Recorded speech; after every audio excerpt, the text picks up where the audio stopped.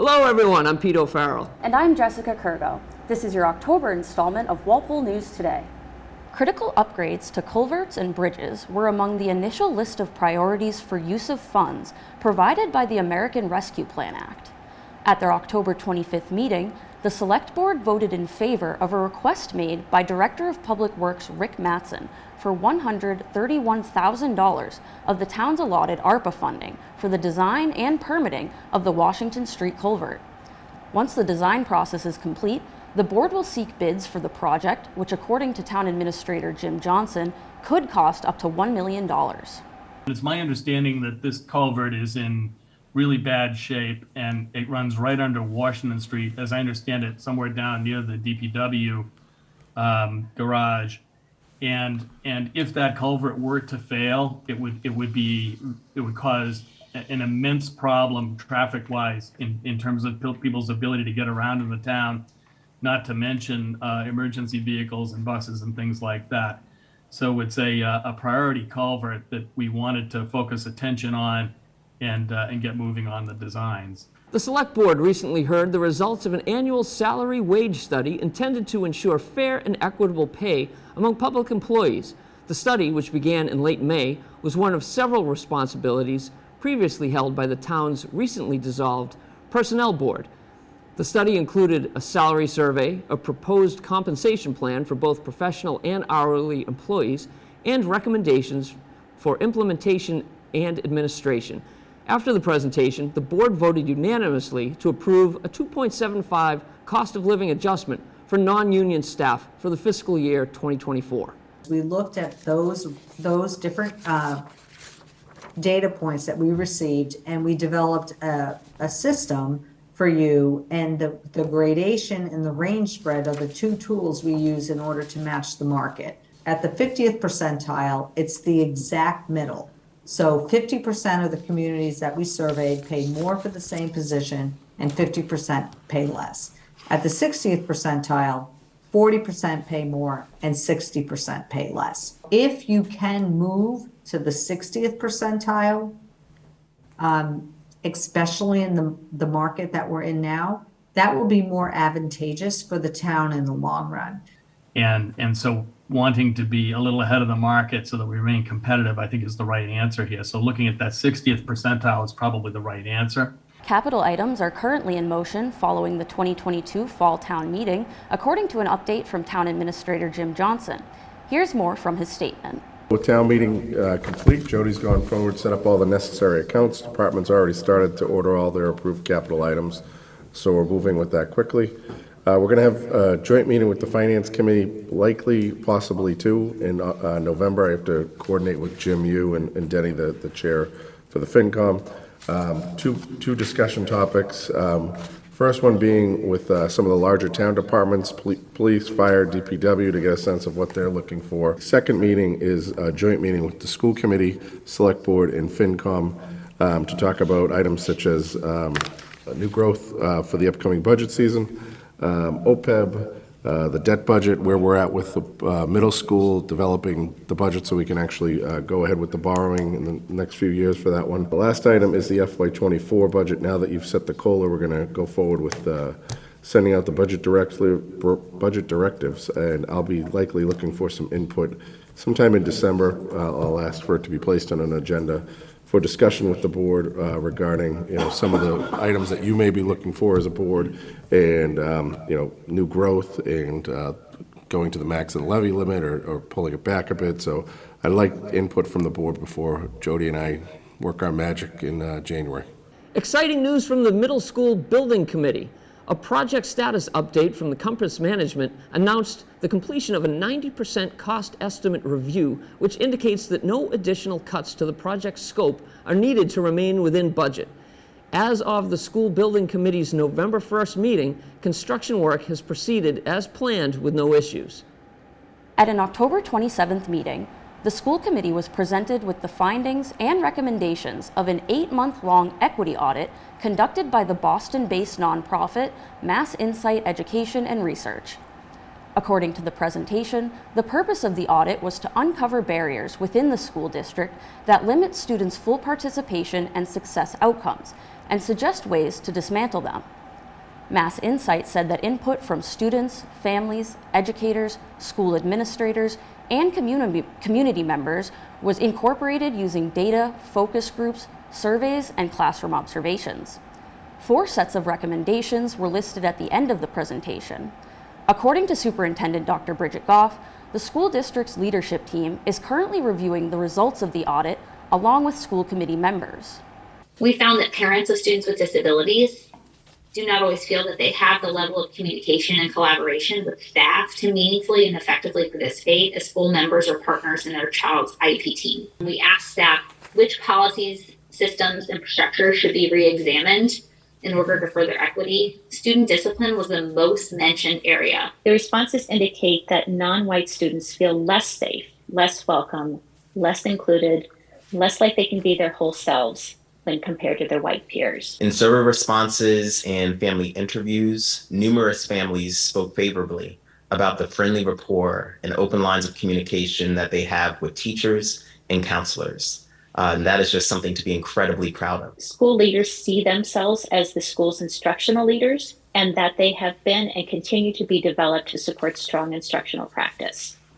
They also feel well poised to support district and school initiatives and priorities, including furthering equity with staff, students, and families. In more than half of our student focus groups, students advocated for more male, LGBTQ+, and diverse racial representation on staff. Earlier that meeting, Chief Richard Kelleher noted an increase in THC vaping and hard alcohol use among high school students during his quarterly report to the school committee. A rising concern for mental health issues were also cited as the department continues its search for a full-time mental health clinician. We used to see house parties and kids sneaking beers into games. Now it's more of a trending towards hard liquor. We kind of think that it might be the faster effect on the body, easy to conceal in nips or things of that nature. We've seen a lot less liquor violations, and we think that's attributed to higher quality fake IDs. These new IDs, actually, you can get them online, and they'll scan in the stores. So, unbeknownst to the package store owners or the liquor store, whoever, they don't know that they're not real. In our calls for service for mental health, and so far this year, out of the almost 460 calls we've had, 211 of them are people under 21. So it's definitely affecting younger people, and that's this individual that will come in is trained in both adult and youth mental health related issues along with substance abuse outreach. School administrators are looking forward to new tools and resources that are expected to enhance data analysis and math instruction in Walpole Public Schools. At an October 13th meeting, Assistant Superintendent Dr. William Hahn discussed the recently adopted Learning Center's Bridges curriculum during his curriculum update. Here's more from Dr. Hahn's presentation. The biggest programmatic implementation this year across our entire district is with our grades K-5 math curriculum, where we fully adopted the Math Learning Center Bridges curriculum resources and Number Corner for all elementary schools and students. We do have some supports in place to ensure that we're successful. We have a consultant working directly with our math specialists to map out our year and to provide PD and support to them. And we've also adopted a data tool called Forefront that works directly with Bridges curriculum to ensure that we can keep data around student benchmarks and student assessment for analysis purposes. Delta Math should provide our teachers with more immediate feedback. When I say immediate, I mean that within the hour to impact instruction the next day. So all of our teachers across grades 6 to 12 have gotten professional development to be able to use Delta Math in a way that impacts their instruction to improve learning. The other thing we really like about Delta Math is it provides feedback immediately to students and even embeds video and exemplars to help them in their learning, so they do not have to wait the next day to even hear from the teacher, or sometimes days later. Please know that we don't wait to the start of the year to decide how we're going to focus on an area of curriculum. If in the middle of a year there's something that we're lacking or something that we need to shift our focus on, we do so, and we'll make sure we keep you updated, not only in our subcurriculum meetings, but here at our school committee meetings as well. Halloween festivities came a day early for students and families of the Elm Street Elementary School. The school's Parent Advisory Committee hosted their annual Fall Family Festival on Sunday, October 30th. Here's more from the event. Halloween started a day early this year for students and families of the Elm Street School. The elementary school's Parent Advisory Council hosted their annual Fall Family Festival on Sunday, October 30th, bringing the community together for an afternoon of Halloween-themed treats and outdoor activities.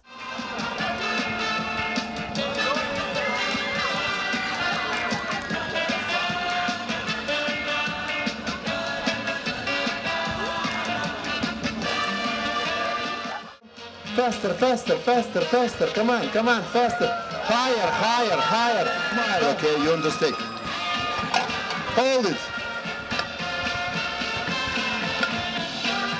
Jane, hold it. We are so overwhelmed with the turnout today. We have at least 350 kids because we know how many bags for trunk or treat we sold. So that's a lot since our school, I think, has about 550. So that's a good amount of the kids that are here today. And some will come at 3 o'clock and leave by 4. Some stay for the entire 2-hour event. Some don't want to go home at the end of the day. But beyond that, the turnout is incredible. And I think the weather had a lot to do with it. We're very lucky that it's been such a beautiful day. It's really important that everybody realizes that school is definitely a place to learn, but it's also a place to have fun and grow, especially at an elementary age. With these kids range from kindergarten all the way up through 5th grade. So they're 5 years old up till 11 years old. And so there's a lot of academic learning that goes on, but bringing everyone here just to have a fun day, to see their friends, for parents to interact with each other and really see what goes on, and how all the kids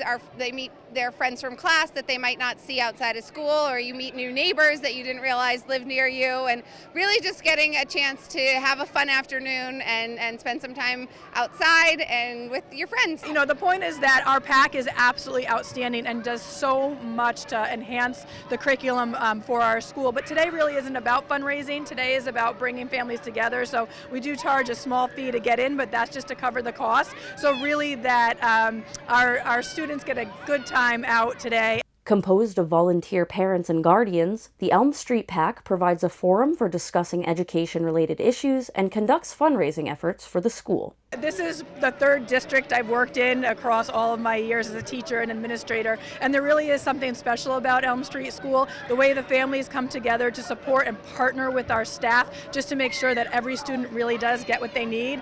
They do it in the community, inside the school. You always hear teachers coming up to me and saying, wow, our parents are absolutely amazing. So we're just really fortunate to be in such a fantastic community. For Walpole Media, this is Jessica Kurgo. An artist wonderland was how one volunteer described downtown Walpole during Destination Downtown's 3rd annual Uncommon Art on the Common, which took place on October 22nd. Here's more on that story. There's multiple things that we accomplished here. One, we're supporting local artists. We have a community of rent that's free and open to all. Bring people together in community, seeing each other, supporting artists. And it's really been embraced by the community. They love to see the different kinds of art, the different kinds of artists. They love the live music, the food trucks, and we got great weather this year. Culture is everything. Since the beginning of this country, culture has played a pertinent role in community, state, and overall our country. So to have it locally is fantastic to see the talents and skills of local artists, local musicians. So that's really important, to showcase artists of all creative types, and it's been a beautiful day here. Like many vendors who attended the event in previous years, seamstress Kate Churchill was thrilled to be back. I really enjoy this particular event. I was here last year for the very first time. I did very well. It's been fun to be here. It's just nice. It's a beautiful day to be outside. A lot of people here, a lot of people coming over, and a lot of interest. So I love this event. And I was actually going to be on vacation, and I rescheduled vacation so I could be here today. So I just love doing craft fairs in general, but this one, the people are so friendly. It's so nice. Everybody's coming in and peeking at them. I'm just enjoying it. It's a perfect day.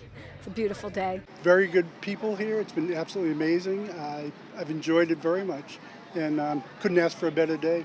I was invited by Destination Downtown to make an interactive art piece that people could participate in and contribute to. So essentially what I did is I made a blank canvas for the community to come and put their mark on it.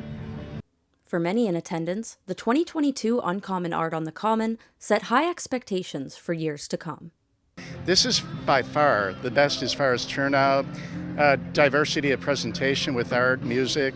It's a great way of having people come downtown, but more importantly, come together. It really speaks to the close-knit nature of Walpole. When Destination Downtown invited me to do this in 2020, it was smaller than this. It was still vibrant, but they've been able to grow it to such a level. This is on such a big scale compared to where it was 2 years ago, and I think they've done a great job. The Walpole Writers Group provides a supportive environment for any writer to strengthen their skills and improve their work. I spoke with group organizer Mark Resnick to learn more about the Writers Group and why others should consider joining. It's a great group of people. We have a couple women who have their PhDs in writing. They teach, one at the college level, one at the high school level. We have myself as a published author, and there's another gentleman who has several books published. And then there's a couple of people who just like to write. And I'm not sure if their goal is to write a book or they just want to work on their skills, their craft. So we have a little bit of a mixed group there. Why is workshopping so important to the writing process, and how does the Walpole Writers Group provide that opportunity? Yeah, I think writing can be kind of lonely. I mean, certainly I'm the only writer in my house, and I go to my office and I do my own little thing, and you're self-employed. Most of the people in the group are not full-time writers, so but still you're your own little company, your own little business, your own little craft, your own little hobby. And it can get kind of lonely, so it's very important to bounce your ideas off people. We take our writing seriously, but we don't take ourselves seriously, which is cool. And we take turns submitting work, and it's usually up to anywhere from 500 to 3,500 words per submission.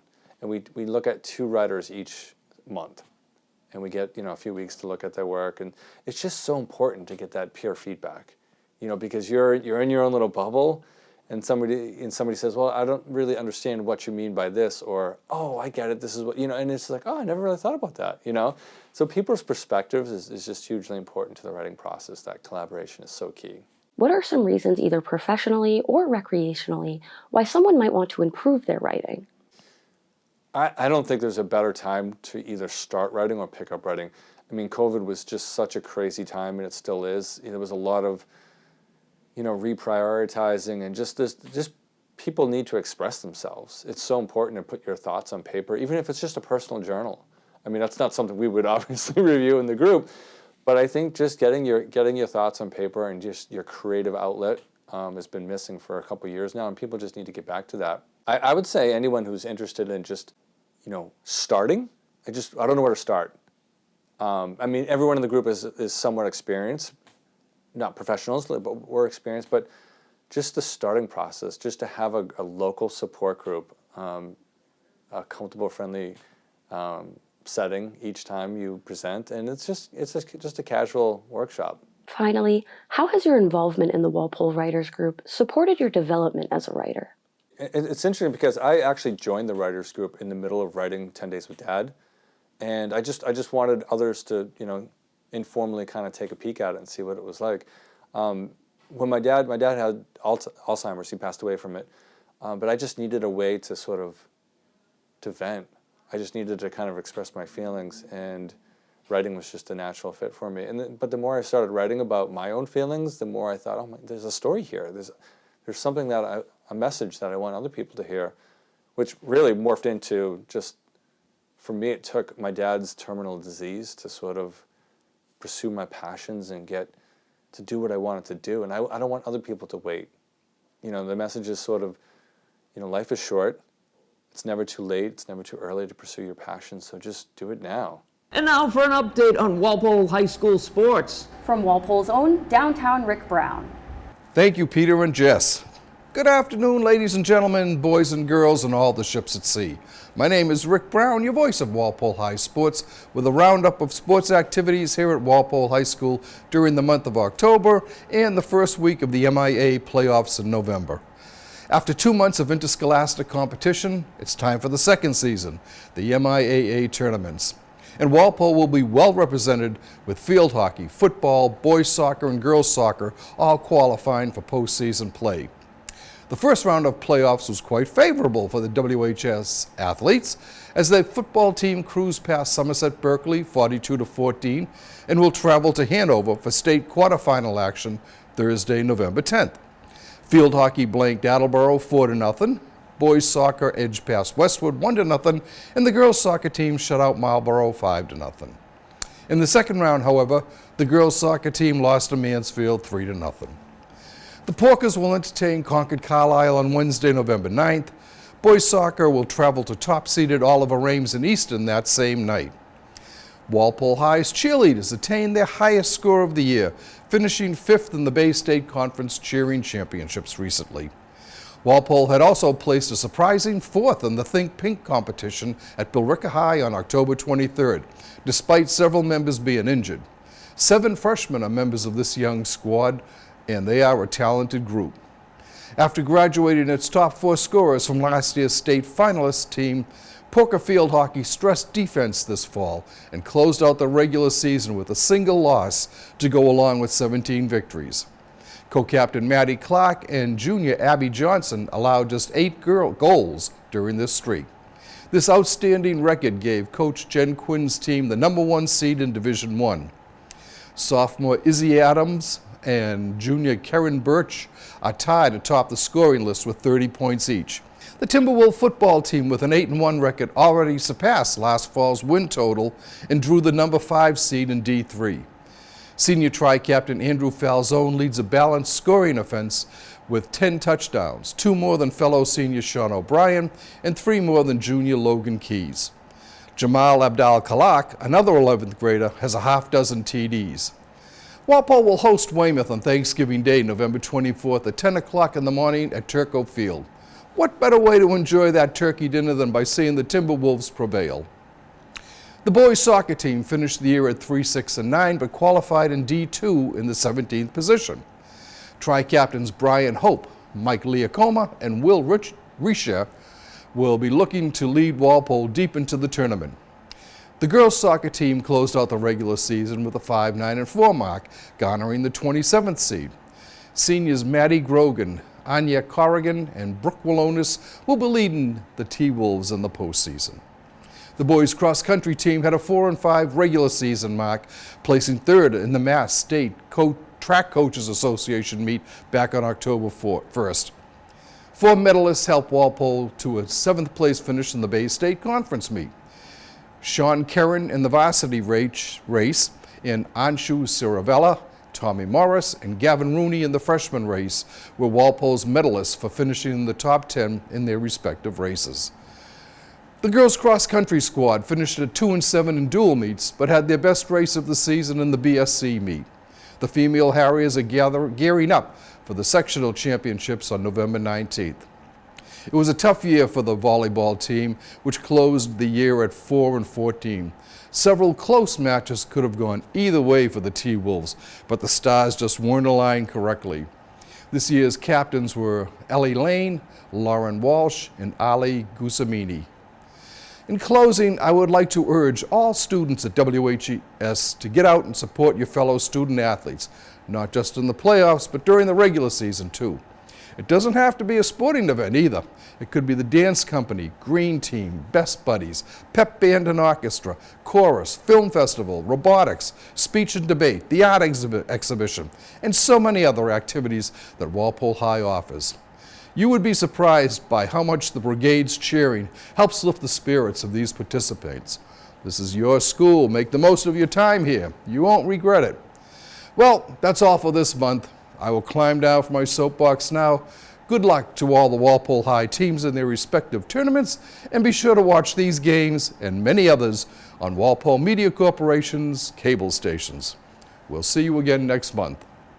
That's all for this month's show. Check out our YouTube channel for more information on all of today's stories. And don't forget to subscribe so you can stay up to date on meetings, sports, and other events in town. For Walpole News Today, I'm Jessica Kurgo. And I'm Pete O'Farrell. We'll see you next time.